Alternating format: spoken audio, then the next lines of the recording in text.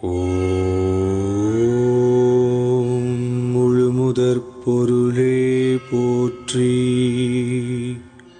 ஓம் வேழமுகத்தோனே போற்றி. ஓம் ஐங்கரனே அருள் புரிவாய் போற்றி. ஓம் ஈசன் மகனே போற்றி. ஓம் அம்பிகை பாலனே போற்றி. ஓம் ஆறுமுகன் சகோதரனே போற்றி. போற்றி போற்றி.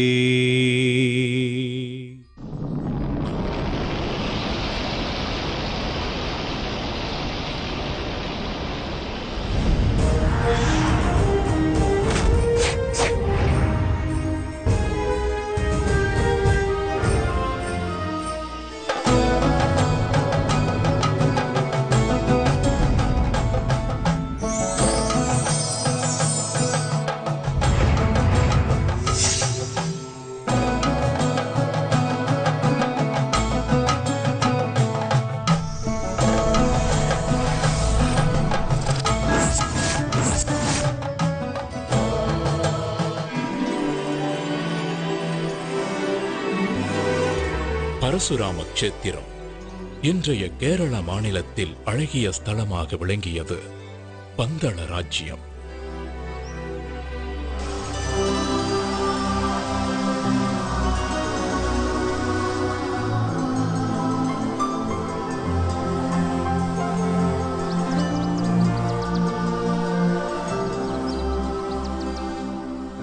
வனங்கள் சூழ்ந்த பூமி. அன்றைக்கு காற்றிலேயே மலர்களின் வாசத்தோடு இசையும் கலந்திருந்தது.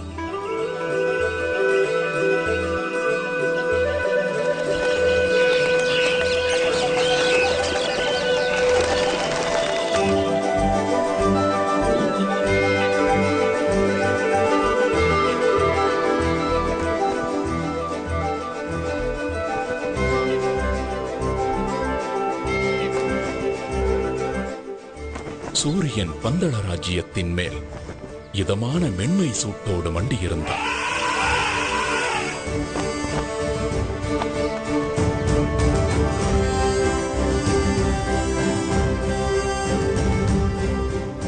மன்னர் ராஜசேகரன் ஆட்சியில் பந்தள ராஜ்யமே சீரோடும் சிறப்போடும் இருந்தது. என்றாலும் ஒரு ராஜ்யத்தை ஆளும் மன்னருக்கு, சுகபோகங்கள் குறைவில்லாத அரசருக்கு ஒரு சோகம் இருந்தது. ஆம், அதுதான் புத்திர சோகம்.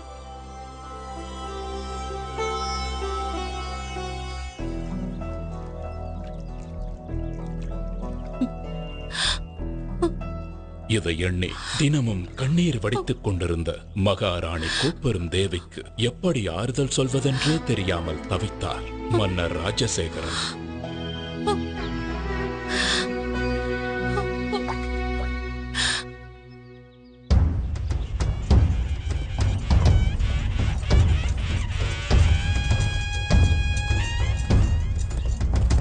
ஒரு நாள் மன்னர் ராஜசேகரன் நகர்வலம் வந்து கொண்டிருந்த பொழுது, இதோ நம் மன்னர் தான் எவ்வளவு திறமையாக நம் ராஜ்யத்தையும் மக்களையும் வழி நடத்துகிறார். இப்படி ஒரு மன்னர் கிடைக்க நாம் எல்லாம் பெரும் பேறு பெற்றிருக்க வேண்டும்.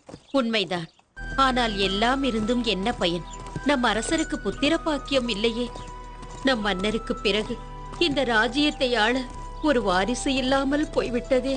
இதை கேட்டதுமே மன்னர் பெருமான் மனம் நொந்து போனார். கடைசியாக கடவுளிடம் முறையிடுவதைத் தவிர அவருக்கு வேறு வழி ஏதும் தோன்றவில்லை.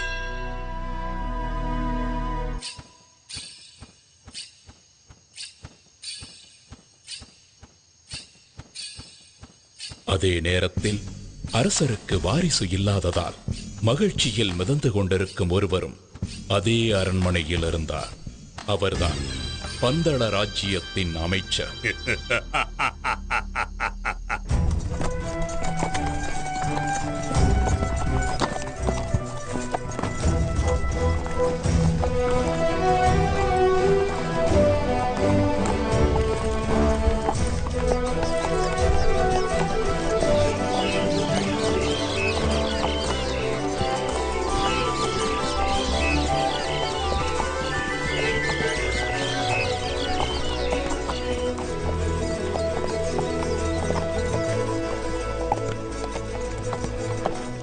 ஒரு நாள் மன்னர் ராஜசேகரன் அவரது அமைச்சர் மற்றும் பரிவாரங்களுடன் வேட்டைக்கு கிளம்பினார்.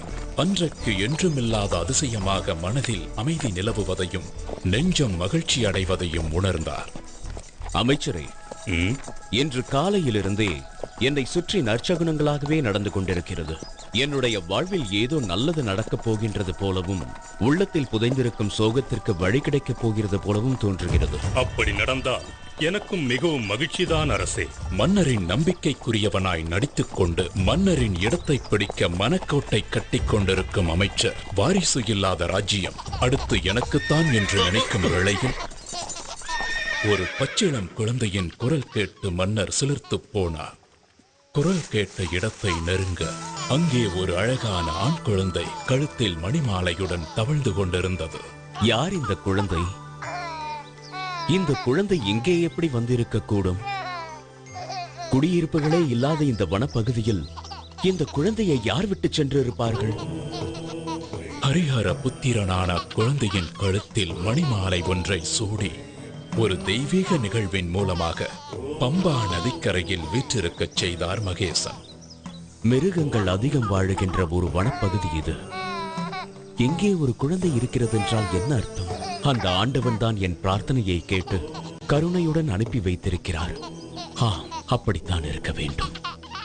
அதனால்தான் இன்று என் மனதில் இனம் புரியாத சந்தோஷம் நிலவியதோ. இறைவா, உனக்கு நன்றி.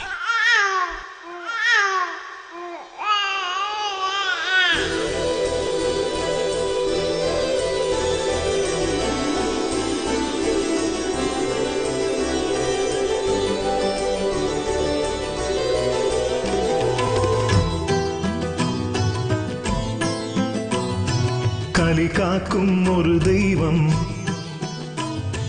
ஐயப்பன் அவதாரம். கலி காக்கும் ஒரு தெய்வம் ஐயப்பன் அவதாரம் நிகழ்ந்தது பம்பை நதியோரம்.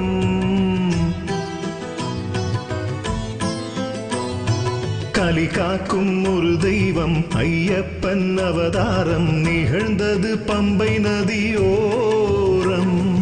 ஆழ்வார்கள் பாட்டும் தேவார கூத்தும், ஆழ்வார்கள் பாட்டும் தேவார கூத்தும் அரங்கேற்றி வைத்த அவதார ரூபம். விண்ணோர் வரம் மண்ணோர் தவம், விண்ணோர் வரம் மண்ணோர் தவம். ஐயன் வந்தான் ஆனந்தமே. கலி காக்கும் ஒரு தெய்வம் ஐயப்பன் அவதாரம் நிகழ்ந்தது பம்பை நதியோரம்.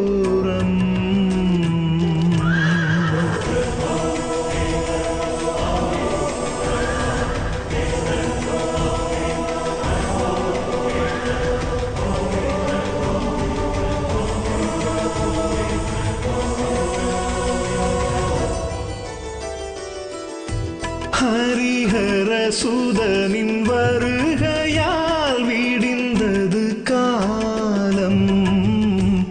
அவன் அருள் மகிமையினால் வாழும் இந்த ஞானம். கலியுக வரதன் தரிசனம் ஒரு முறை காணும். அடியவர் குடி விளங்கும் வாழ்வில் நன்மை சேரும். என்னை என் ஐயப்பன் திருவருள் முகமே இம்மைக்கும் மறுமைக்கும் வழி கூறிடுமே. என்னை என் ஐயப்பன் திருவருள் முகமே இம்மைக்கும் மறுமைக்கும் வழி கூறிடுமே. சரணாகதி எனும் போதிலே கருணாகரன் அருள் கூடுமே. ஐயன் வந்தான் ஆனந்தமே. நாட்டு மக்களுக்கோ நற்செய்தி. தமக்கு பரிசாக கிடைத்த குழந்தைக்கு மன்னர் வெகு விமர்சையாக பெயர் சூட்டு விழா நடத்தினார்.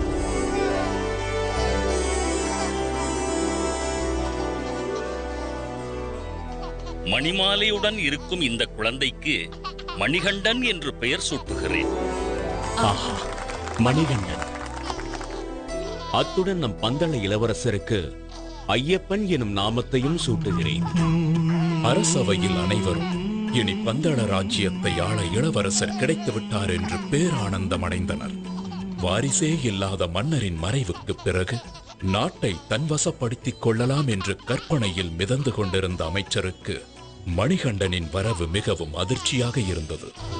மணிமுத்து கழுத்தில் தவழ்வதால் மணிகண்ட நாமம் இனி இதை ஏழுலகும் வேதமென்று ஓதும். மணிகண்ட மழலை சிரிப்பிலே குழலிசை தோற்கும். முகம் கண்டு முழுமதியும் நேரில் வந்து வாழ்த்தும். பொன்னென்ன பொருளென்ன ஐயன் முன்னே எது ஒன்றும் ஈடில்லை இவனுக்கிங்கே. பொன்னென்ன பொருளென்ன ஐயன் முன்னே எது ஒன்றும் ஈடில்லை இவனுக்கிங்கே. மலர் பாதமே பட்டாலுமே துயர் யாவுமே விட்டோடுமே. ஐயன் வந்தான் ஆனந்தமே. கலி காக்கும் ஒரு தெய்வம் ஐயப்பன் அவதாரம் நிகழ்ந்தது பம்பை நதியோரம். இந்த தெய்வ குழந்தை பந்தளத்திற்கு வந்த நேரம் நெடுங்காலமாக குழந்தை செல்வமே இல்லாத மகாராணி கோப்பெருந்தேவி தன் வயிற்றில் ஒரு ஆண் குழந்தையை பெற்றெடுத்தாள்.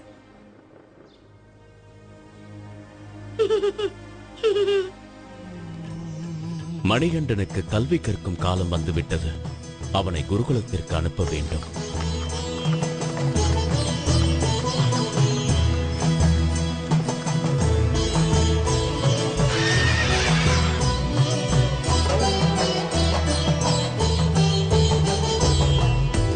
ஆதர்மங்கள் உலகில் எழுகையில் இறையருள் தோன்றும். அறவழி எடுத்து சொல்லி பாதை ஒன்று காட்டும். தனை சரணடையும் அடியவர் குறைகளை போக்கும்.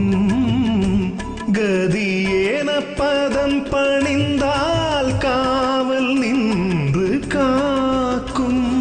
கண்ணுக்குள் நின்றாடும் கருணை கடலே எந்நாளும் கரை சேர்க்கும் நம் வாழ்வினையே.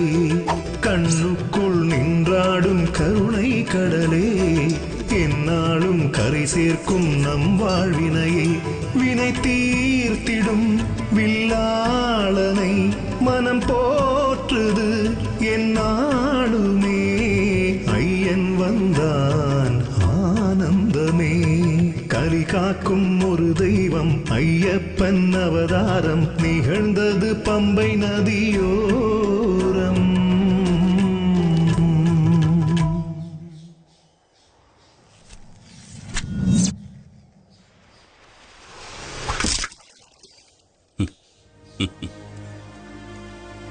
இந்த மணிகண்டன் ஒரு சாதாரண பாலகனாக இருக்க முடியாது. இவர் ஒரு அவதார புருஷனாகத்தான் இருக்க வேண்டும். இவருக்கு குருவாக இருந்து கல்வி கற்றுத் தருவது நான் செய்த பூர்வ புண்ணியம். மணிகண்டன் குருகுலத்திலேயே சிறந்த மாணவனாக திகழ்ந்தார். கல்வி, கேள்வி, ஞானம் மற்றும் அனைத்து விதமான கலைகளையும் விரைவிலேயே கற்றுத் தேர்ந்தார்.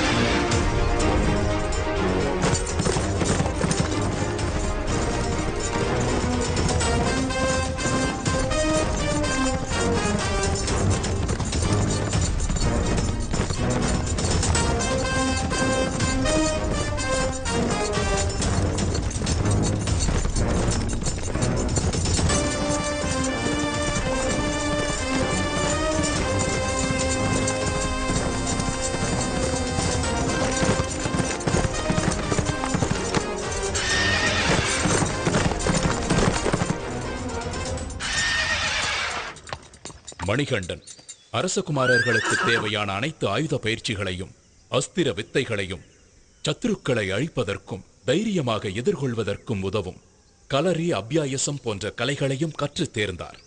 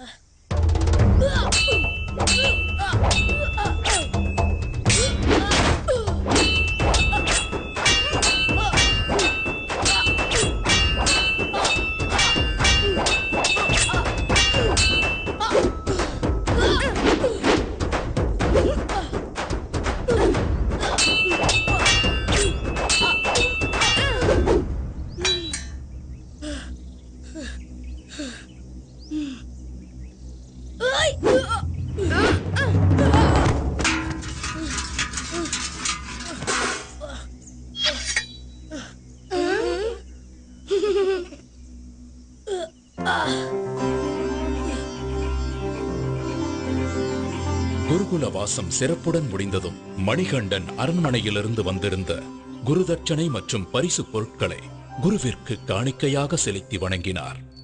குருவே, தாங்கள் திருவருளால் நான் நிறைந்த கல்வியையும் சகலவிதமான கலைகளையும் கற்றுக்கொண்டேன். இந்த பரிசு பொருட்களை தவிர குருதட்சணையாக வேறு ஏதாவது வேண்டுமென்றால் கேளுங்கள். மணிகண்டா, எனக்கு தாங்கள் கொடுத்த இந்த பரிசு பொருட்களுக்கு நன்றி. ஆனால் இவைகளின் மீது எனக்கு பற்றில்லை. என் மனதை ஆறாத துயரம் ஒன்று வாட்டுகிறது. அதை தாங்கள்தான் போக்க வேண்டும். குருவே, தங்கள் மனதை ஆட்கொண்டிருக்கும் துயரம் என்ன என்பதை நான் அறிவேன். அந்த துயர் துடைக்கும் சரியான தருணமும் இதுவே. பிறவியிலேயே வாய்ப்பேச முடியாத தங்களுடைய மகனை என் முன்னே அழைத்து வாருங்கள். நான் சொல்லாமலேயே என் மனக்குறையை அறிந்து கொண்டாரே. இதுதான் கடவுளின் சித்தமோ?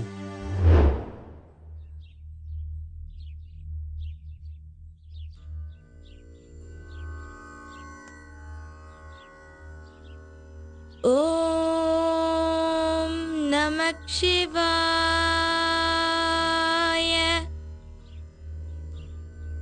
ஓம் நமோ நாராயணாய. எங்கே சொல் பார்க்கலாம்.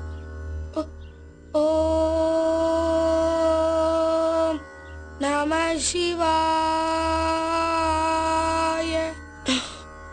அப்படித்தான், பேசு. ஓம் நமோ நாராயணாய.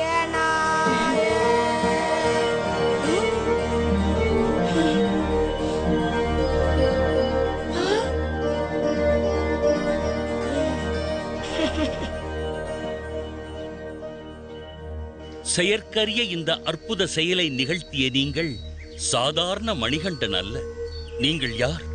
நீங்கள் யார் ஐயனே? தங்கள் கணிப்பு சரியானதுதான் குருவே. ஒரு அசுர சம்ஹாரத்தை நிகழ்த்தி தீமையை அழித்து இந்த கலியுகத்தை காக்கவே நான் அவதரித்துள்ளேன். இந்த ரகசியம் தங்களுக்கு மட்டுமே தெரிந்ததாக இருக்கட்டும் குருவே.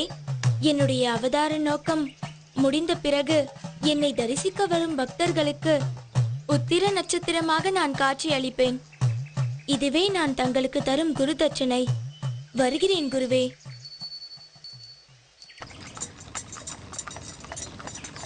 குருகுல வாசம் முடிந்து அரண்மனைக்கு திரும்பிய மணிகண்டனை ஆனந்த கண்ணீருடன் மகாராணி வரவேற்றார்.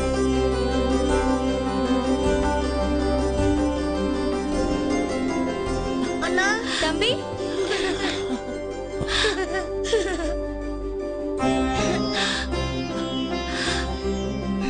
மணிகண்டா, என் குழந்தைதான் எவ்வளவு வளர்ந்து விட்டான். எத்தனை அழகாக இருக்கின்றான். அறிவுக்கு மட்டும் பஞ்சமா என்ன? என் கண்ணே பட்டுவிடும் போல் இருக்கின்றதே. அப்படித்தான் ஆனது. தாய் மகனின் பாசத்தில் விதியின் கண் பட்டுவிட்டது. காரணம், கோப்பெருந்தேவியின் வயிற்றில் பெற்றெடுத்த இளவரசன் ராஜராஜனே. அம்மா,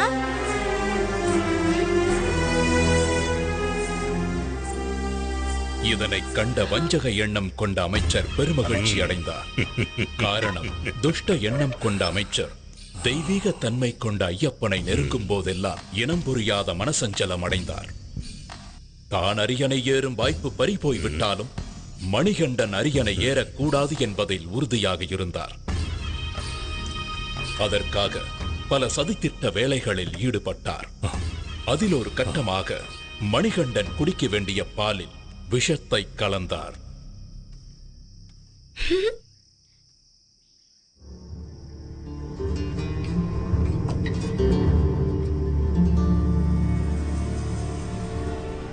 அந்த விஷம் கலந்த பாலை குடித்த மணிகண்டன் மயக்கமடைந்தார். அம்மா,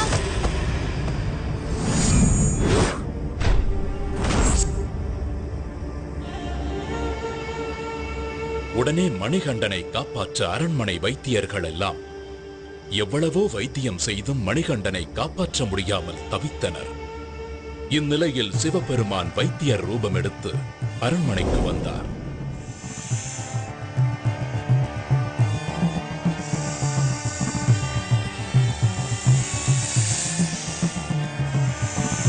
மணிகண்டன் உடம்பில் உள்ள விஷத்தை தன் கழுத்தில் உள்ள சர்பத்தை கொண்டு உறிஞ்சி எடுத்து பூரண குணமாக்கினார்.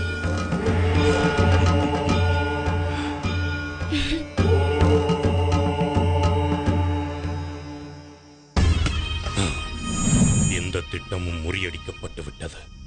நான் வேறு ஒரு திட்டத்தை யோசிக்கிறேன். இதற்கிடையில் மன்னர் ராஜசேகரன் ஐயப்பனுக்கு இளவரசராக முடிசூட்ட ஏற்பாடு செய்ய திட்டமிட்டுக் கொண்டிருந்தார். ஆன்றோர் பெருமக்களே, நான் ஓய்வு பெறும் காலம் நெருங்கிவிட்டது என்பது தாங்கள் அனைவரும் அறிந்த ஒன்றே. ஆகவே மணிகண்டனுக்கு பட்டத்து இளவரசராக முடிசூட்ட ஏற்பாடு செய்திருக்கிறேன். அப்பொழுதுதான் சிறிது காலத்திற்கு பிறகு அவர் மன்னராக அரியணை ஏற ஏதுவாக இருக்கும்.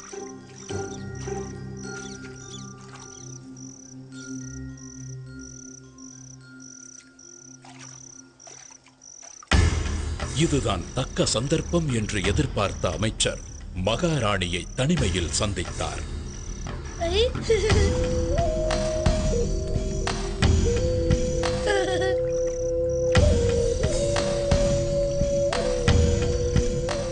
வணங்குகிறேன் மகாராணி. என்ன அமைச்சரே இந்த நேரத்தில்? தங்கள் அனுமதியின்றி அந்தப்புரத்திற்கு வந்தமைக்கு என்னை மன்னிக்க வேண்டுகிறேன். விஷயம் சற்று விபரீதமானது. அதனால்தான் இந்த நேரத்தில் இங்கு வரவேண்டியதாயிற்று. இருக்கட்டும், அப்படி என்ன விஷயம் அமைச்சரே? சில காலமாக தங்கள் மனதை உறுத்திக் கொண்டிருக்கும் சங்கடத்தை நான் அறிவேன். இனி இந்த ராஜ்யத்தை ஆள்வதற்கு உங்களுக்கென்று பிறந்த மகன்தானே உண்மையான அரச வாரிசு. அவனை அன்றி வேறு யாரும் உரிமை கொள்வது என்ன நியாயம்? ஜாக்கிரதையாக இருந்து கொள்ளுங்கள். நான் வருகிறேன் மகாராணி. 12 வருடங்கள் வளர்த்த பாசமெல்லாம் எங்கோ போய்விட தனக்கு பிறந்த மகனான ராஜராஜனுடன் ஒன்றி போய்விட்டார் மகாராணி கோப்பெருந்தேவி. தம்பி, வா. அண்ணா,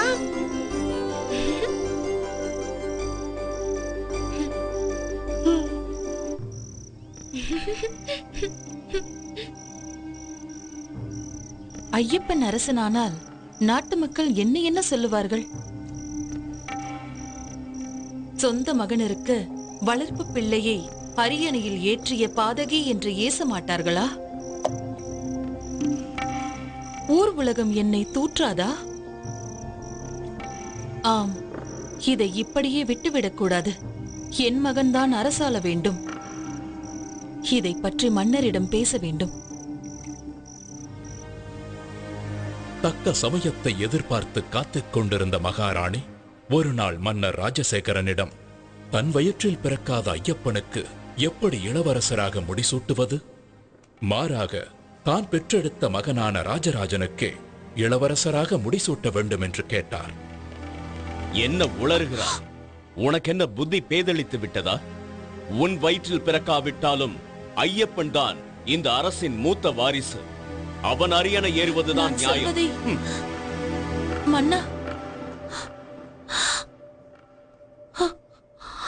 மகாராணியின் வேண்டுகோளை மன்னர் ராஜசேகரன் ஏற்காததால் மகாராணியும் அமைச்சரும் ஐயப்பனை அரியணை ஏற விடாமல் தடுக்க அமைச்சரின் யோசனைப்படி அபாயகரமான ஒரு வேலையை ஐயப்பனுக்கு கொடுக்க திட்டமிட்டார்கள்.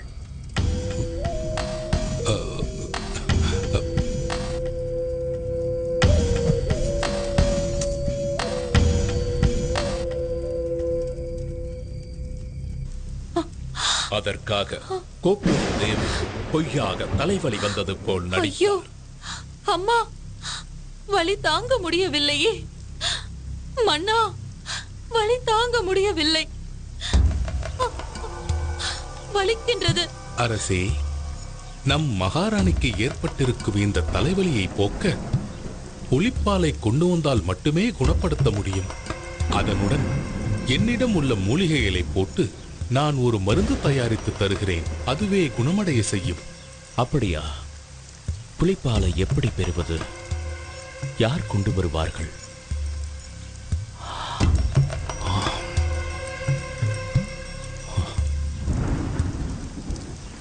தந்தையே, தாயின் தலைவலியை போக்க நானே காட்டிற்கு சென்று புலிப்பாலை கொண்டு வருகிறேன். தந்தையே, பயப்பட வேண்டாம். என்னை காட்டிற்கு செல்ல அனுமதியுங்கள்.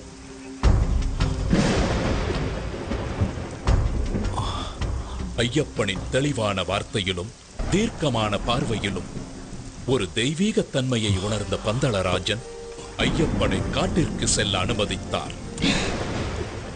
இதை கேட்ட அமைச்சரும் கோப்பெரும் தேவியும் தங்களது திட்டம் நிறைவேறப் போவதை நினைத்து பெருமகிழ்ச்சி அடைந்தனர்.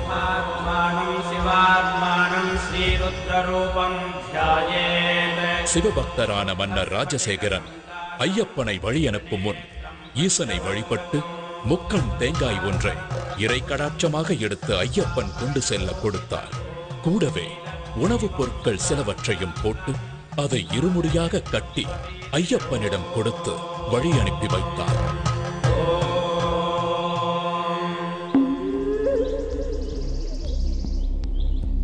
இந்த ஹரிஹர சுதனான மணிகண்டனின் அவதாரம் நிகழ்ந்ததே ஒரு அசுர சம்ஹாரத்தை நடத்துவதற்காகத்தான்.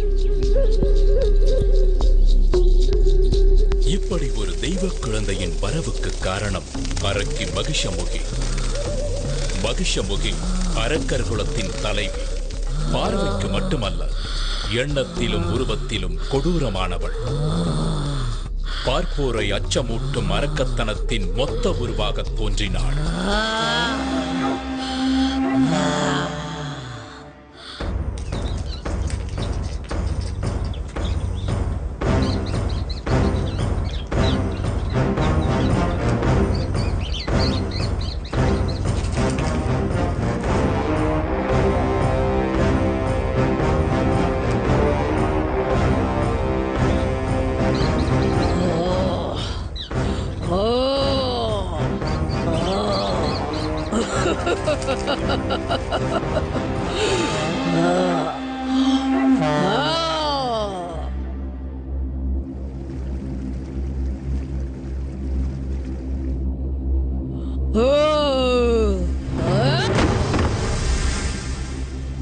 அப்படிப்பட்ட அரக்கி மகிஷமுகியே ஒரு சமயம் பயத்தில் நடுங்கிக் கொண்டிருந்தாள் என்றால் என்ன சொல்வது? காரணம், அரக்க பிரதிநிதிகள் ஒவ்வொருவராக மாய்ந்தனர். அவ்வாறு வீழ்ந்தவர்களில் முக்கியமானவன் மகிஷியின் அண்ணன் மகிஷாசுரன். எனவே அதற்கு பழி தீர்க்க தன் பலத்தை பெருக்கிக் கொள்ள முடிவெடுத்தான். ஓம் பிரம்மதேவாய நமः. அண்ணனின் முடிவு தனக்கும் நேராமல் இருக்க பிரம்மதேவனை நோக்கி கடும் தவம் புரிந்தாள். அதற்காக தன்னை சுற்றி அக்னி வளர்த்து அனல் பறக்கும் நெருப்பின் நடுவிலிருந்து தவம் புரிந்தாள். அவளது நோக்கம் உறுதியாக இருந்தது. அழிவே இல்லாத தேவர்களைப் போலவே அரக்கர்களும் நெடுங்காலம் வாழ வேண்டும். அதன் பிறகு தேவர்கள் அனைவரும் அழிவதை பார்த்து ஆனந்தப்பட வேண்டும் என்று நினைத்தாள் மகிஷமுகி. அவள் எதிர்பார்த்தது போலவே நடந்தது. அவளது கடும் தவத்தால் ஏற்பட்ட வெப்பம் பிரம்மலோகத்தையே தாக்க பிரம்மதேவரே மகிஷமுகியின் எதிரே தோன்றினார். ஓம் பிரம்மதேவாய நமः. மகிஷமுகியே, உன் கடும் தவத்தால் நான் மனம் நெகிழ்ந்தேன். கண் திற.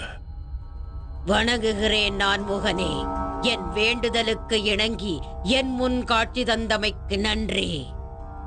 நல்லது மகிஷமுகி, உனக்கு வேண்டிய வரத்தை கேள். பிரம்மதேவனே, தேவர்களைப் போல எனக்கும் சாகா வரம் வேண்டும். அப்படி ஒரு வரத்திற்கு சாத்தியமே இல்லை. இறப்பை யாராலும் தவிர்க்க முடியாது. இறப்பு என்பது இயற்கையின் நியதி. ஆனால் உனக்கு ஒரு சலுகை காட்டுகிறேன். நீ எப்படி யாரால் இறக்க வேண்டும் என்று நினைக்கிறாயோ அந்த வகையில் உனக்கு மரணம் சம்பவிக்க நான் வரம் தருகிறேன். பிரம்மதேவா, நீர், நிலம், நெருப்பு, காற்று மற்றும் எந்த விதமான நோயாலும் ஆயுதத்தாலும் எனக்கு மரணம் ஏற்படக்கூடாது. பஞ்சாச்சரத்தினாலான சிவனுடைய அம்சமும் அஷ்டச்சரத்தினாலான விஷ்ணுவின் அம்சமும் சேர்ந்த ஒரு பிறவியால் தான் எனக்கு மரணம் சம்பவிக்க வேண்டும். அப்படி கடவுள் அம்சமாக பிறக்கும் ஒரு மானுட பிறவியும் ஒரு பாலகனாகத்தான் இருக்க வேண்டும். நீ விரும்பிய வரத்தை உமக்கு அளிக்கிறேன் மகிஷமுகி. ஆயுஷ்மான் பவ. தன்னுடைய விதியை தானே நிர்ணயம் செய்து கொண்ட சந்தோஷத்தில் தேவர்களையும் ரிஷிகளையும் முனிவர்களையும் சித்திரவதை செய்து வதம் செய்ய தொடங்கினாள். ஓம் நம சிவாய. ஓம் நம சிவாய. ஓம் நம சிவாய. ஓம் நம சிவாய. ஓம் நம சிவாய. ஓம் நம சிவாய. ஓம் நம சிவாய.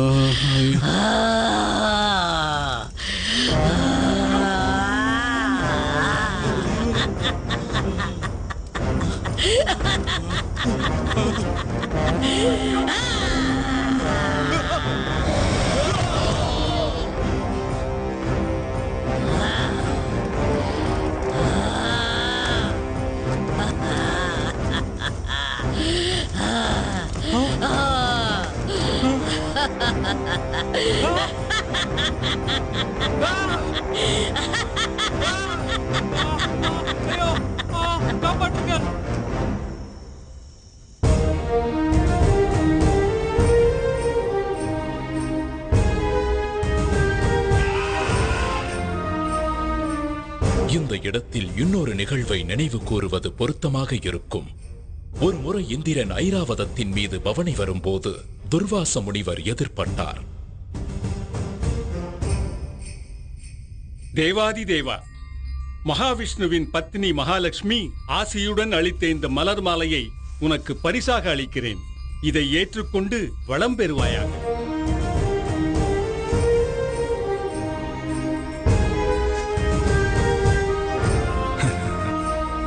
இந்திரனோ வெகு அலட்சியமாக யானையின் மீது அமர்ந்தபடியே அந்த மலர் மாலையை ஐராவத யானையின் மத்தகத்தின் மீது வீசினார்.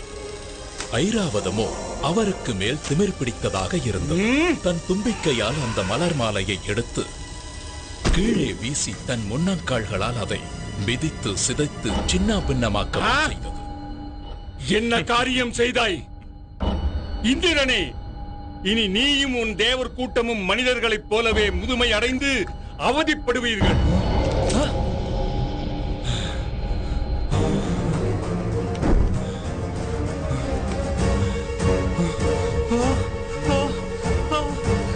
என் உடல், என் கைகள்.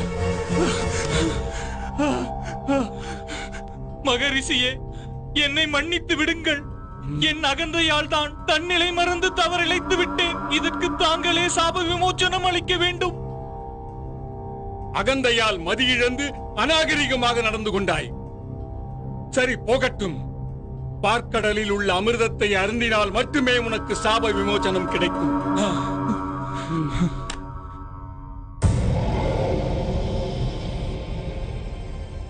இதற்கிடையில் மகிஷமுகி இந்திராதி தேவர்களுடன் சண்டையிட்டு இந்திரலோகத்தையும் கைப்பற்றிக் கொண்டார்.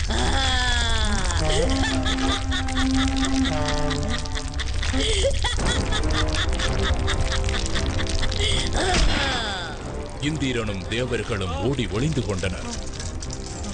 அது மட்டுமல்லாமல் துர்வாசரின் சாபத்தின் காரணமாக உருவத்தில் மூப்பு ஏற்பட்டு நரை கூடி உடல் மெலிந்து மனம் நொந்து போன தேவர்கள் சாப விமோச்சனம் தேடி கைலாயம் செல்ல முடிவெடுத்தனர். பரமேஸ்வரா, இனி நீயே கதி. பரம்பொருளே, எங்களுக்கு அபயமளியுங்கள். நடந்ததையெல்லாம் நானும் அறிவேன். ஈசனே, எங்களுக்கு நேர்ந்திருக்கும் இந்த சங்கடத்திலிருந்து தாங்கள் தான் எங்களை காத்தருள வேண்டும். வலிமை இழந்த உங்களால் பார்க்கடலை தனியாக கடைய முடியாது. எனவே உங்களுக்கு துணையாக அரக்கர்களையும் அனுப்பி வைக்கிறேன். இருவரும் சேர்ந்து கடைவதன் மூலம் கிடைக்கும் அமிர்தத்தை சமமாக பங்கிட்டுக் கொள்ளுங்கள்.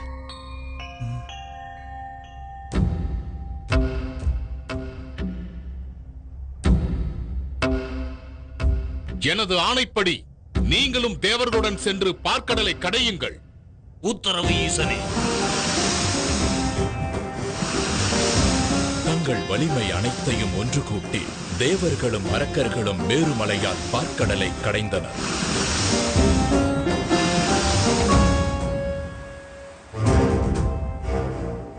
அதில் கிடைத்த அமிர்தத்தை அரக்கர்கள் மட்டுமே எடுத்துச் சென்றனர்.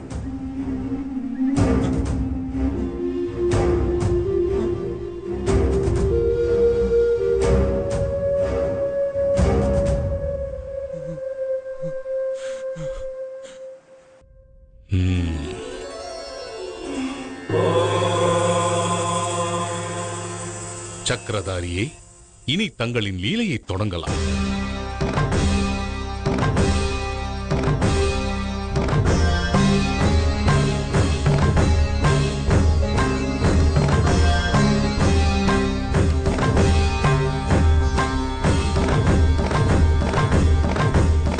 அரக்கர்களின் பலவீனத்தை புரிந்து கொண்ட விஷ்ணு அழகிய மோகினி அவதாரம் எடுத்தார்.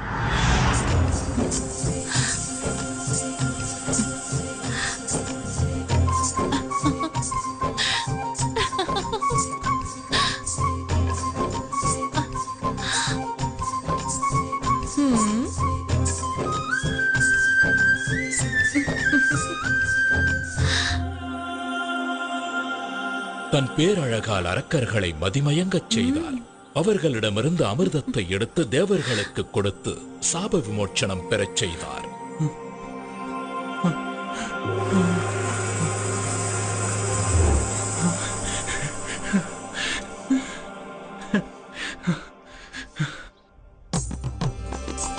அழகிய மோகினியின் வரவே ஒரு புதிய அவதாரத்தின் நோக்கம்தான் என்பதை உணர்ந்திருந்த சிவபெருமான் மோகினியை நேரில் கண்டார்.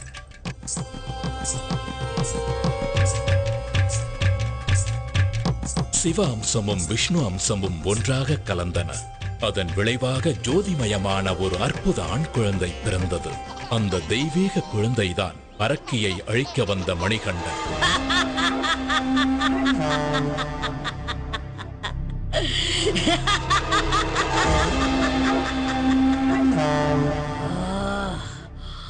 தேவர்களின் தந்திரத்தால் தன் இன மக்களுக்கு அமிர்தம் மறுக்கப்பட்டதையும் அது மொத்தமும் தேவர்களுக்கே போய் சேர்ந்ததை அறிந்து மேலும் உக்கிரமானாள்.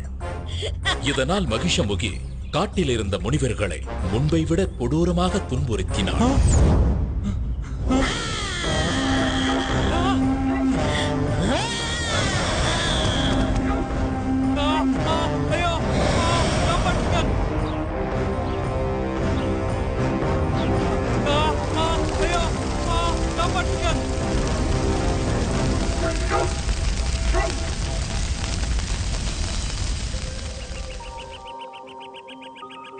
இந்த நிலையில் புலிப்பால் தேடி வந்த ஐயப்பன் அதே காட்டிற்குள் பிரவேசம் செய்தார்.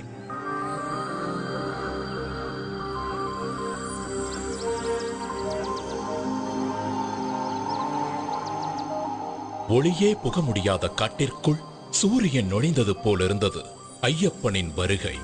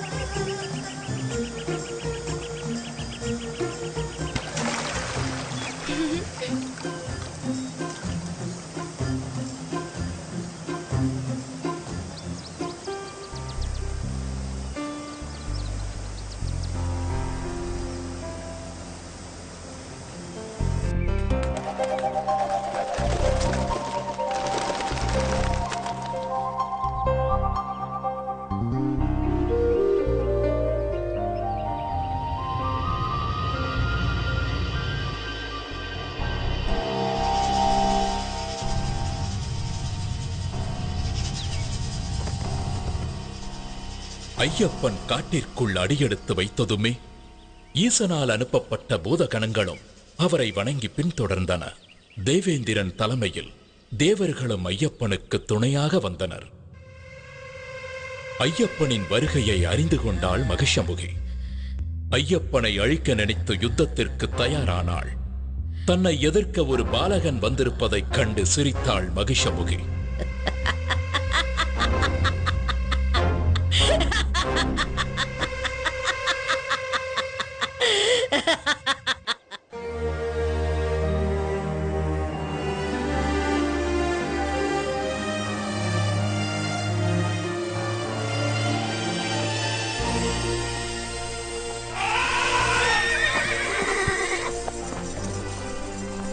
ஐயப்பனின் வருகையை அறிந்த முனிவர்கள் மகிஷமுகியால் தங்களுக்கு நேர்ந்த கொடுமைகளை ஐயப்பனிடம் முறையிட்டனர்.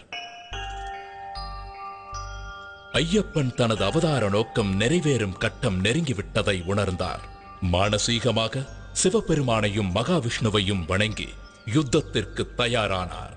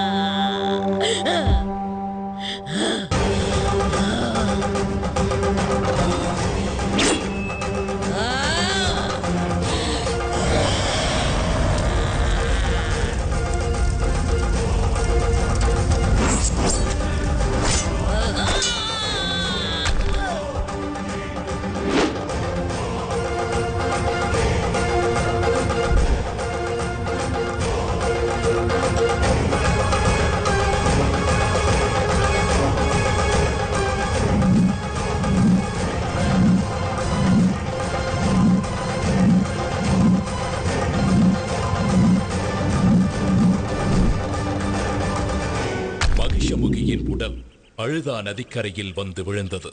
அவள் மீண்டும் எழும் முன் ஐயப்பன் மகிஷமுகியின் முதுகின் மேல் ஏறி கோர தாண்டவமாடி அவளை அழித்தார்.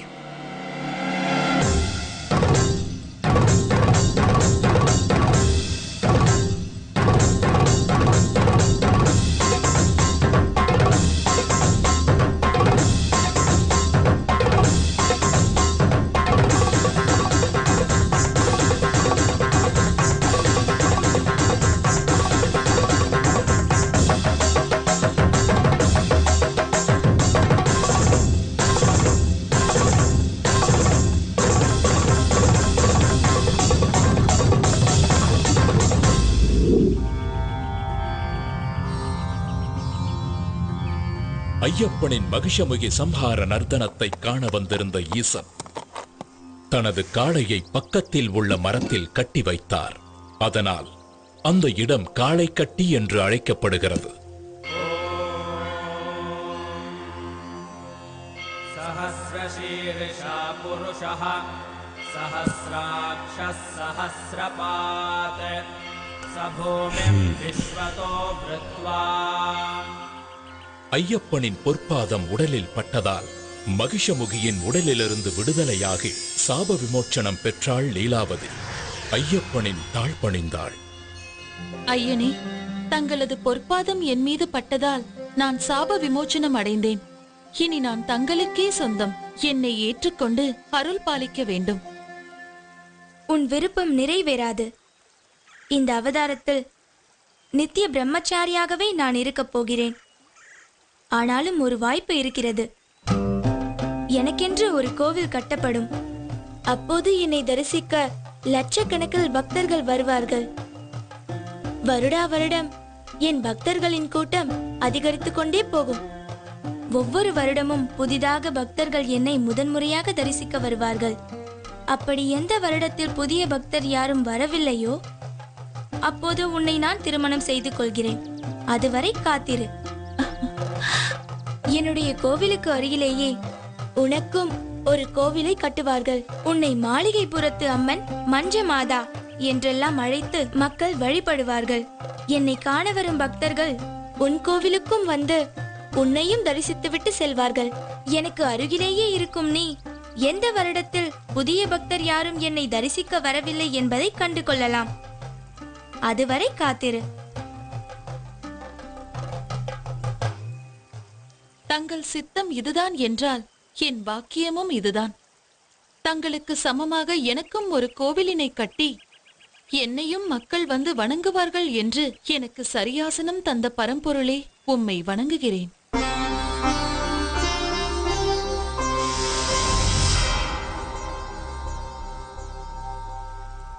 மகிஷ சம்ஹாரம் முடிந்த பிறகு ஐயப்பனை அழைத்தார் பரமேஸ்வரன். மகனே, உன் பிரிவால் வாடிக்கொண்டிருக்கிறான் மன்னன் ராஜசேகரன். அவனை ஆட்கொண்டு முக்தி அளிக்க வேண்டும். அத்துடன் நீலிமலையில் சபரி என்ற பக்தை உன் தரிசனத்திற்காக காத்துக் கொண்டிருக்கிறாள். அவளுக்கு அருள் செய்து மோட்சம் அளிக்க வேண்டியது உனது கடமை. இதனால் அந்த பக்தையின் நினைவாக அந்த மலைக்கு சபரிமலை என்றே பெயர் வழங்கப்படும். அது மட்டுமன்றி அந்த சபரிமலையிலேயே உனக்கு கோவில் கட்டப்படும். ஆயுஷ்மான் பவ. மகிஷமுகியின் உடல் உயிரற்றதாக இருந்தாலும் மலை போல் வளர்ந்தது. அப்படியே போனால் சூரிய சந்திரனையும் மறைத்துவிடும் என்று தோன்றியதால் ஐயப்பன் மகிஷமுகியின் உடலை பாதாளத்தில் தள்ளி கற்களால் மூடினார்.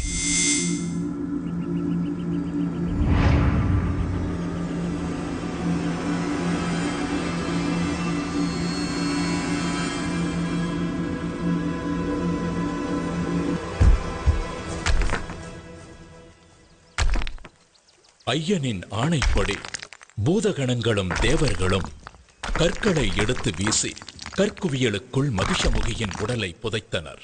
அப்படி கற்களால் மூடப்பட்டு மகிஷமுகியை அடக்கம் செய்யப்பட்ட இடமே கல்லிடும் குன்று என்ற பெயரால் அழைக்கப்படுகிறது.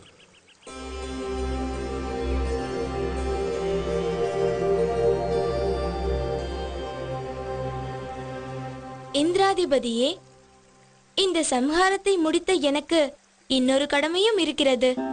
என் தாய் அங்கே கடும் தலைவலியால் துடித்துக் கொண்டிருக்கிறார். அதை தீர்ப்பதற்கான புலிப்பாலை பெறவே நான் இங்கு வந்தேன்.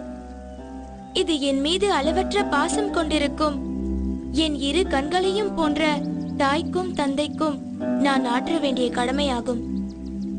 எனவே புலிப்பாலை பெற தாங்கள்தான் எனக்கு உதவ வேண்டும். நிச்சயமாக. எம்பெருமான் பரமேஸ்வரன் கட்டளைப்படி நான் பெண் புலியாக மாறி பால் சுரந்து தருகிறேன்.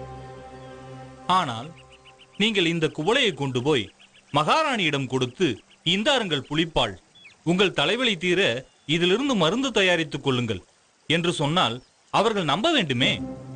அதனால் நானும் உங்களுடன் வருகிறேன். என் மீது ஏறிக்கொள்ளுங்கள். அரசவையில் நாம் நுழைந்தால் நீங்கள் கொண்டு வந்திருப்பது புலிப்பால் தான் என்பது ஊர்ஜிதமாகிவிடும்.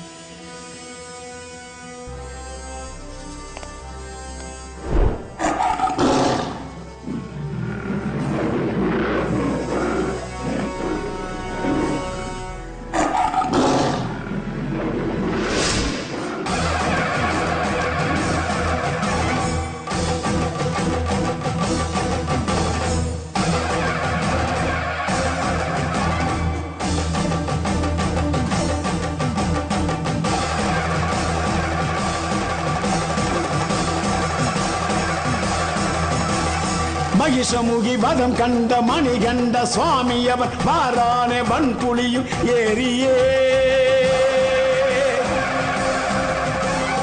மலை தாண்டி மடு தாண்டி கண் கண்ட தெய்வம் அவன் வாரானே பந்தளத்தை தேடியே ஆற்று வழி ஊற்று வழி காட்டு வழி கோட்டை வழி கடந்திங்கு வாரானே ஐயப்பா. ஆற்றொன்னா தலை நோக்கி மருந்தாகும் புலிப்பாலை கொண்டிங்கு வாரானே ஐயப்பா. நடையதிர படையதிர எத்திசையும் அதிர குடியதிர குளம் அதிர கொற்றவனும் அதிர பரம்பொருளை இறையருளை அரசி மனம் அறிய தவறுணர தலை கவிழ தண்டமிட்டு பணிய பந்தளமும் பணிய வந்த செயல் முடிய மணிகண்ட அவதார நோக்கமது நிறைய.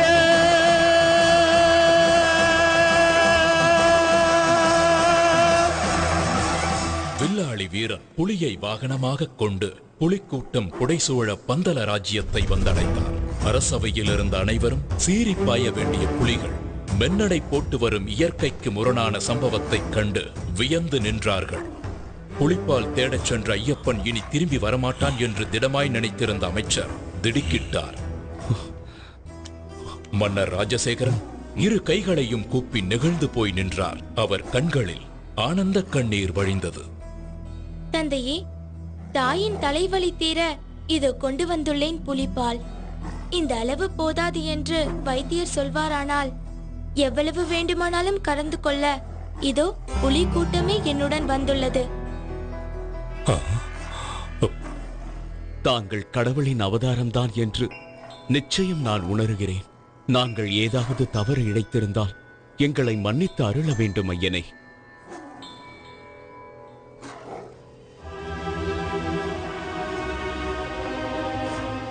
மகாராணி, உன்னுடைய தலைவலியை போக்க புலிப்பாலுடன் வந்திருக்கும் நம் மணிகண்டனை பார். தாலாட்டிய தாயன்பிற்கு பாலூட்டிய சேதானிவன்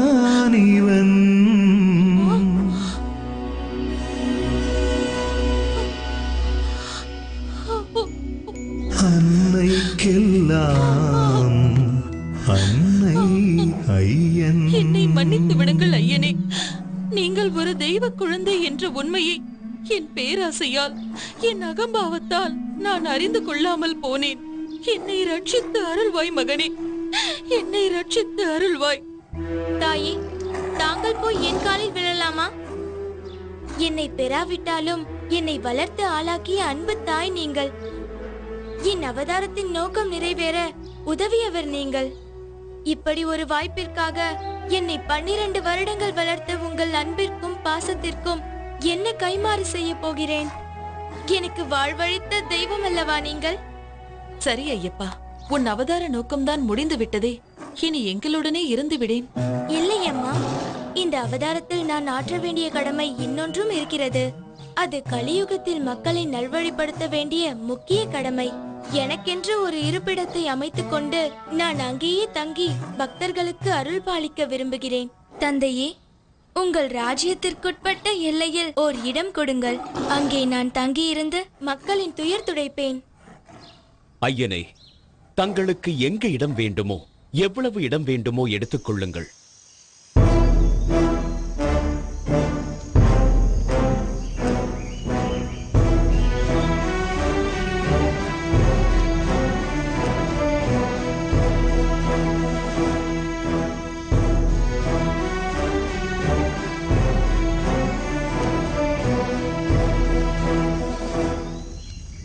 நான் இங்கிருந்து அம்பு எய்கிறேன்.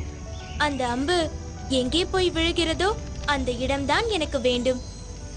அங்கு எனக்கு கோவில் கட்டி தாருங்கள். அங்கிருந்தபடி கலியுகத்தை நான் பரிபாலிக்கிறேன்.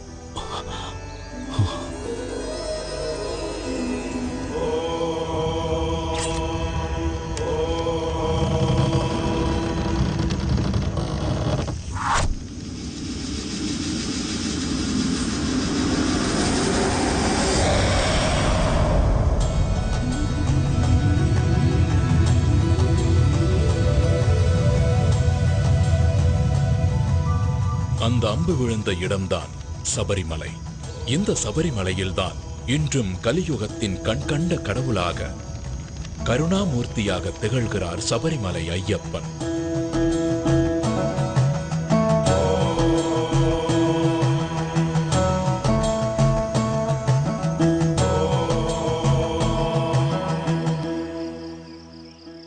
சபரிமலையில் ஐயப்பன் கேட்டுக்கொண்டபடி கோவில் கட்டும் பணியை வேகமாக மேற்கொண்டார் மன்னர் ராஜசேகரன்.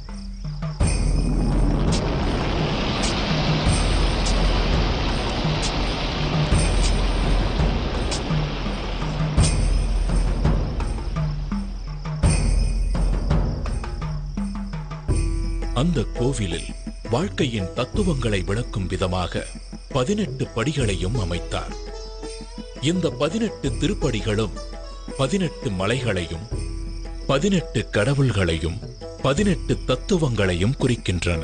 18 மலைகளாகிய இஞ்சிப்பாறை மலை, காலைக்கட்டி மலை, புதுச்சேரி மலை, கரிமலை, தலைப்பாரமலை, தேவர்மலை, ஸ்ரீபாதமலை, மயிலாடுமலை, மாதங்கமலை, கால்கிமலை, சிற்றம்பலமலை, சுந்தரமலை, நாகம்பலமலை, கவுண்டமலை, நிலக்கல்மலை, நீலிமலை, பொன்னம்பலமலை, சபரிமலை போன்ற மலைகளையும் 18 கடவுள்களாகிய விநாயகர், சிவன், பார்வதி, முருகன், பிரம்மா, விஷ்ணு, ரங்கநாதர், காளி, யமன், சூரியன், சந்திரன், செவ்வாய், குரு, புதன், சுக்கிரன், சனி, ராகு, கேது ஆகிய கடவுள்களையும் 18 தத்துவங்களாகிய காண்பது, கேட்பது, மனம், ரசனை, ஸ்பரிசம், காமம், பேராசை, குரோதம், கோபம், மோகம், மதம், மாச்சரியம், தம்பு, சாத்வீகம், ராஜசீகம், தாமசீகம், வித்யா, அவித்யா போன்ற குணங்களையும் உணர்த்தும் விதமாக பகவான் தத்வாதீனனாக இருக்கிறார் என்பதை குறிப்பதே இந்த 18 படிகளின் நோக்கம். கோவில் கட்டி முடித்ததும் ஐயப்பனுக்கு எந்த வகையிலான விக்கிரகம் அமைப்பது என்ற கேள்வி எழுந்தது. அப்போது பரசுராமரே எடுத்து வந்த சாஸ்தாவின் சிற்பமான 2 கால்களையும் புத்திட்டு இணைத்து யோக பட்டத்துடன் பந்தனம் செய்த வண்ணம் தத்துவமசி எனும் சின்முத்திரையுடன் கூடிய பகவானின் திருவுருவமே ஏற்றது என்பதை ஆண்டவன் கட்டளைப்படி மகர சங்கராந்தி தினமான தை மாத பிறப்பு நன்னாளில் கிருஷ்ணபட்சம் பஞ்சமி திதி உத்திர நட்சத்திரத்துடன் கூடிய சுபதினத்தில் பரசுராமர் தர்மசாஸ்தாவை பிரதிஷ்டை செய்தார். அன்றிலிருந்து ஆண்டுதோறும் மகர சங்கராந்தி தினத்தன்று ஐயப்பன் பக்தர்களுக்கு அருள்பாலிக்கிறார். இதன் மூலம் தன் குருவிற்கு அளித்த வாக்கையும் நிறைவேற்றுகிறார்.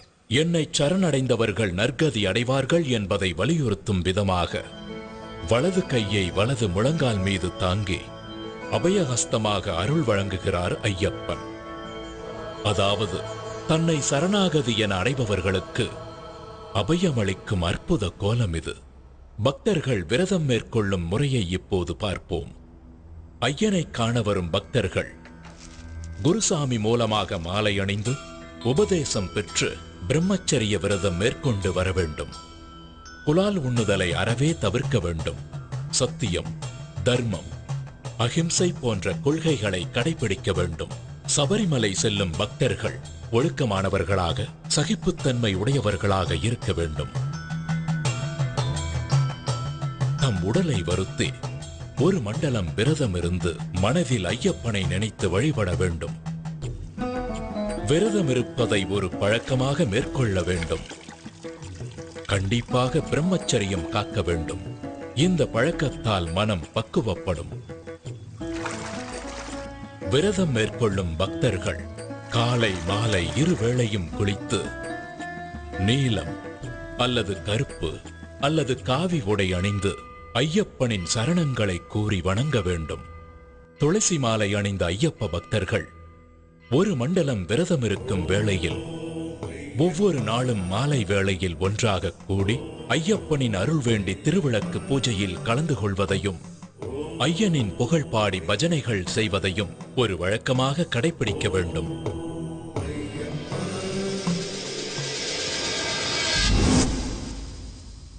ஏ சுவாமி கண்ணி சுவாமி எங்க போற மலைக்கு போற வா சுவாமி கண்ணி சுவாமி எப்போ போற இப்போ போற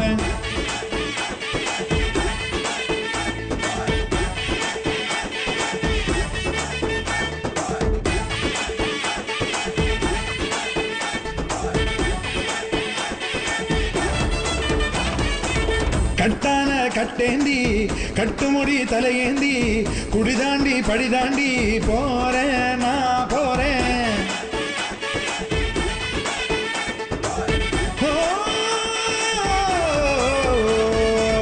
கட்டான கட்டேந்தி கட்டுமுடி தலையேந்தி குடிதாண்டி படிதாண்டி போறேன் நான் போறேன். மெய்யாக பொய்யின்றி ஐயனுக்கு நெய்யேந்தி வரம் வேண்டி அருள் வேண்டி போறேன் நான் போறேன். குருசுவாமி போட்டு விட்ட மணிகண்ட மாலை கழுத்துல ஆட பசிதாகம் போக்கும் நல்ல துணையுண்டு சேர மலை வழிபாத கானக வாசன் முகம் காண போறேன். சுவாமியே சரணம் என்று கோஷம் போட்டு வாரோம்.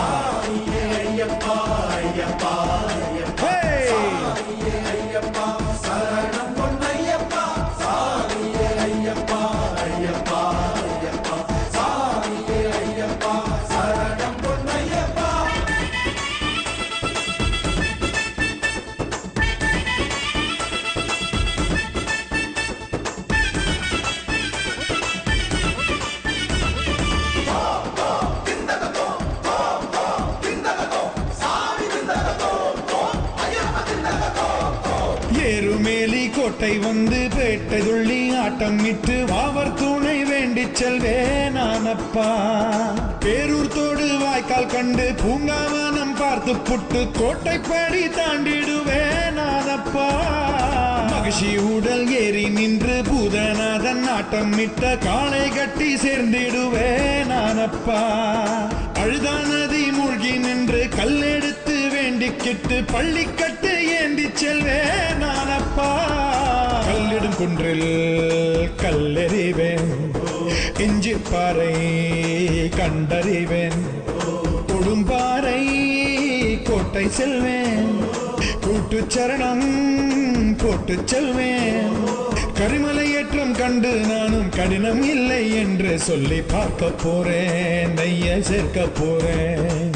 ஏ சுவாமி கன்னி சுவாமி எங்க போற, மலைக்கு போற, வா சுவாமி கன்னி சுவாமி எப்போ போற, இப்போ போறேன்.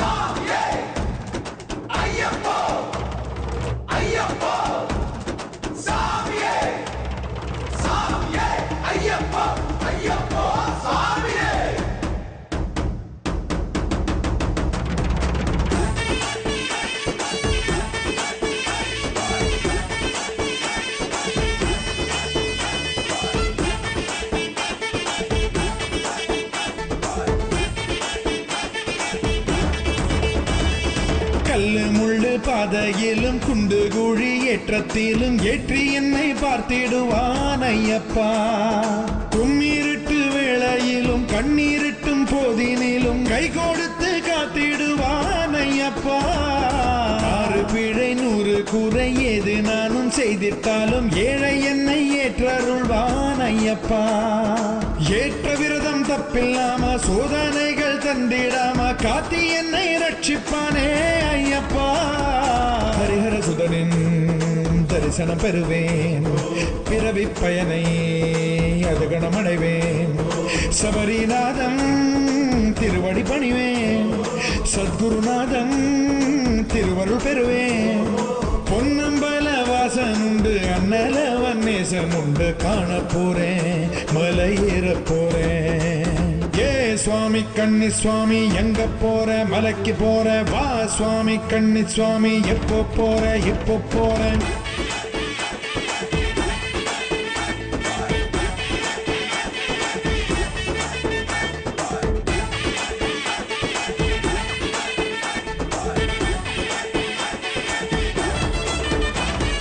ராமனோடு லக்ஷ்மணனும் தந்தை கன்று தர்ப்பணமும் தந்தையிடம் பம்பை நதி தானப்பா. அந்த நதியில் மூழ்கி நின்று பந்தியிட்டு தீபம் இட்டு பாபவினை தீர்த்து கொள்வேன் நானப்பா. பம்பா நதி கணபதி சன்னதியில் சூறையிட்டு தோப்பு கரணம் போட்டு செல்வேன் நானப்பா.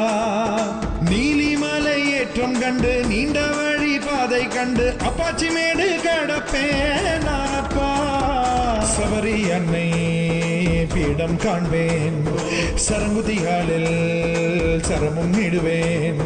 18 படிகள் ஏறி செல்வேன், பகவான் அருளால் வாழ்வு கொள்வேன். முத்திரை தேங்காய் நெய் எடுத்து நெய் அபிஷேகம் செய்து வைத்து வேண்ட போறேன், அருள் வேண்டி போறேன். ஏ சுவாமி கன்னி சுவாமி எங்க போற, மலைக்கு போற, வா சுவாமி கன்னி சுவாமி எப்போ போற, இப்போ போறேன். கட்டான கட்டேந்தி கட்டுமுடி தலையேந்தி குடிதாண்டி பழிதாண்டி போறேன், நான் போறேன். மெய்யாக பொய்யின்றி ஐயனுக்கு நெய்யேந்தி வரம் வேண்டி அருள் வேண்டி போறேன், நான் போறேன். குருசுவாமி போட்டு விட்ட மணிகண்ட மாலை கழுத்துல ஆட, பசிதாகம் போக்கும் நல்ல துணையுண்டு சேர மலை வழிபாத கானக வாசன் முகம் காண போறேன். சுவாமியே சரணம் என்று கோஷம் போட்டு வாரோம்.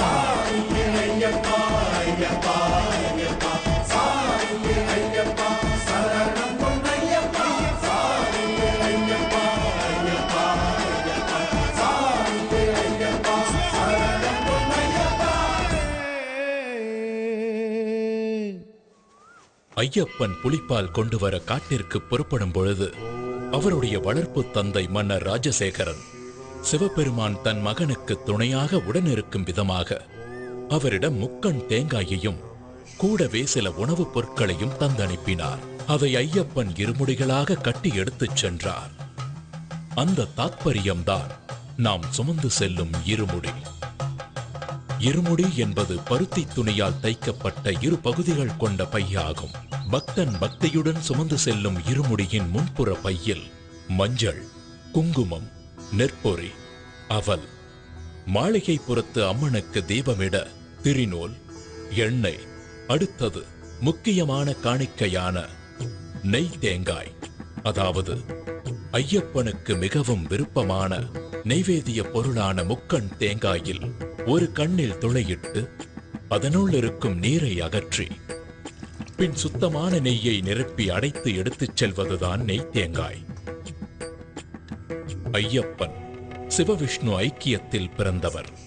இந்த தத்துவத்தை தான் நெய் தேங்காய் உணர்த்துகிறது. தேங்காய் முக்கண் உடையது. ஆகவே தேங்காய் சிவாம்சமாக விளங்குகிறது. மகாலட்சுமி திருமாலின் இதயத்தில் உறைபவள். அப்படி தன் இதயத்தில் பசு அம்சமான திருமகளை வைத்திருக்கும் மகாவிஷ்ணுவை ஐயப்பனின் தாயாகிய மோகினி அவதாரத்தை பசுவின் நெய் குறிக்கிறது. ஆகவே தேங்காயும் அதனுள் நிரப்பியிருக்கும் நெய்யும் சிவனையும் விஷ்ணுவையும் உணர்த்துகின்றன. தன்னுடைய பெற்றோரை உணர்த்தும் இந்த நிவேதனம் சுவாமிக்கு படைக்கப்படுவதில் அவர் மிகுந்த சந்தோஷம் அடைவார். பக்தனுக்கு அருள்பாலிப்பார். இருமுடியின் பின்முடி பையில் மஞ்சள் தூள், அரிசி, பருப்பு, வெல்லம் ஆகிய பொருட்கள் இருக்கும். காட்டு வழியில் நடைபயணமாய் செல்லும் பக்தர்கள் இந்த பொருட்களை வழியிலேயே சமைத்து சாப்பிட்டு பசியாறிய பின் பயணத்தை தொடரலாம் என்பதற்காகவே இருமுடியில் அரிசி, பருப்பு போன்ற உணவுப் பொருட்களை எடுத்துச் செல்ல வேண்டும். ஐயப்பனை தரிசிக்கச் செல்லும் பக்தர்கள் தலைமீது சுமந்து செல்லும் பொருட்கள் பயணத்தின் போது கொஞ்சம் கொஞ்சமாக குறைவது போல் அவனுடைய தலைகணமும் குறைய வேண்டும். அவனுடைய ஆணவம், அகங்காரம், செருக்கு, மமதை, பொறாமை போன்ற எல்லா தீய குணங்களும் அவனை விட்டு விலக வேண்டும்.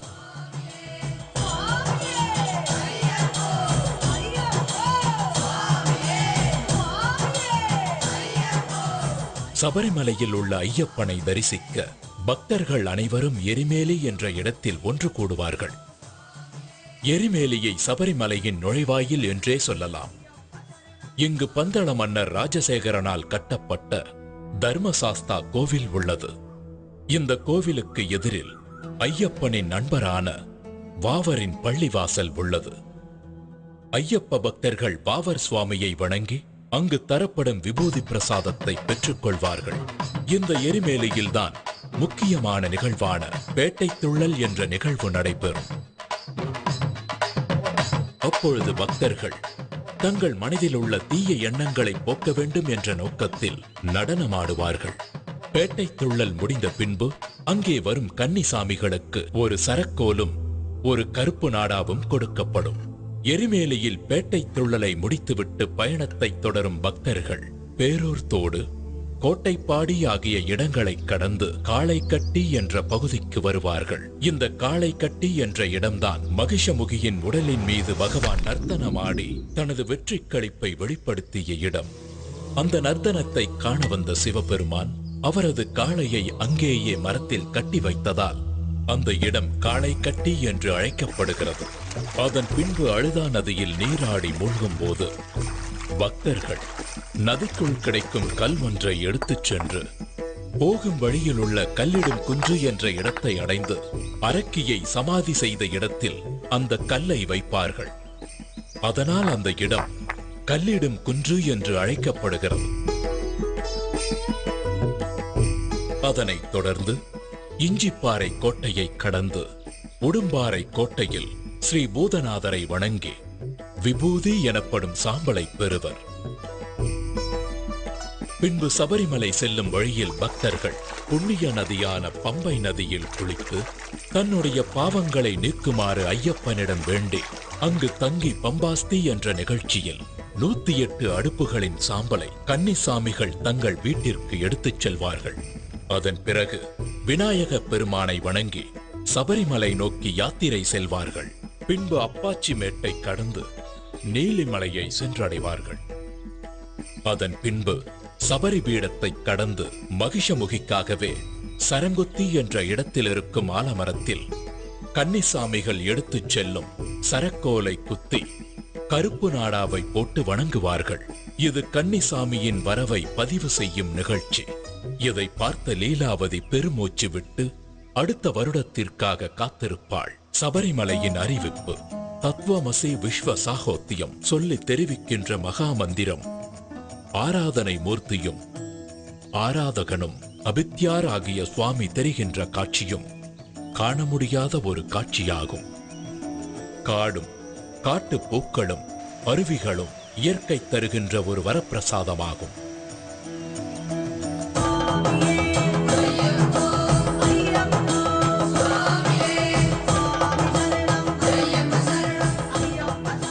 பின் ஐயப்பனின் சன்னிதானத்திற்கு முன்புள்ள தத்துவங்கள் 18 பகவான் தத்வாதீனனாக இருக்கிறார் என்பதை உணர்த்தும் 18 படிகளை ஏறிச் சென்று ஐயப்பன் சன்னிதானத்தை அடைந்து தன்னுடைய பாவங்களையும் தோஷங்களையும் கஷ்டங்களையும் நீக்குமாறு வேண்டி பக்தி பரவசமடைந்து அன்று இரவு அங்கு தங்கி மகிழ்வார்கள். மறுநாள் காலையில் ஐயப்பனுக்கு நெய் அபிஷேகம் செய்து மாளிகைப்புறத்து அம்மனை தரிசித்து தான் செய்த பாவங்களை நீக்குமாறு வேண்டிக் கொள்வார்கள். மகர விளக்கு பூஜைக்கு முன்பு ஐயப்பனுடைய தங்க ஆபரண பெட்டியை பந்தள ராஜ்யத்திலிருந்து சபரிமலைக்கு கொண்டு செல்லும் பொழுது ஆகாயத்தில் ஆபரண பெட்டிக்கு வழிகாட்டியாக கருடன் கூடவே பறந்து செல்வது ஒரு சிறப்பு அம்சமாகும். ஐயப்பனுடைய சிறப்பு அம்சம் பிரம்மச்சரியம் மேற்கொண்டு வரும் பக்தர்களுக்கு அருள் புரிவதாகும். அதனால் 10 வயதிற்கு மேலுள்ள பெண்களும் 50 வயதிற்கு குறைவான பெண்களும் ஐயப்பனை தரிசிக்க சபரிமலைக்கு செல்லக்கூடாது. மண்டல பூஜை முடிந்த பிறகு மகர விளக்கு பூஜை ஆரம்பமாகி மகர விளக்கு பூஜை நிறைவடையும் தினத்தன்று மகர சங்கராந்தி பூஜை நடைபெறும். அச்சமயத்தில் சுவாமி ஐயப்பன் ஆகாயத்தில் உத்திர நட்சத்திரமாக பக்தர்களுக்கு காட்சியளிப்பார். பக்தர்கள் சபரிமலையில் பிரசாதமாக விற்கப்படும் அரவண பாயாசம், அப்பம், நெய் ஆகியவற்றை வாங்கிக் கொண்டு மீண்டும் பம்பா நதியை வந்தடைந்து பின்னர் தங்கள் இல்லத்திற்கு சென்றடைவார்கள். தங்கள் இல்லத்தில் தான் கொண்டு வந்த பூஜை பொருட்களை பூஜை அறையில் வைத்து ஐயப்பனை மனதார வேண்டிக் கொண்டு குருசாமியின் துணையோடு மாலையை கழற்றி விரதத்தை முடிப்பார்கள். ஓம் சுவாமியே சரணமையப்பா.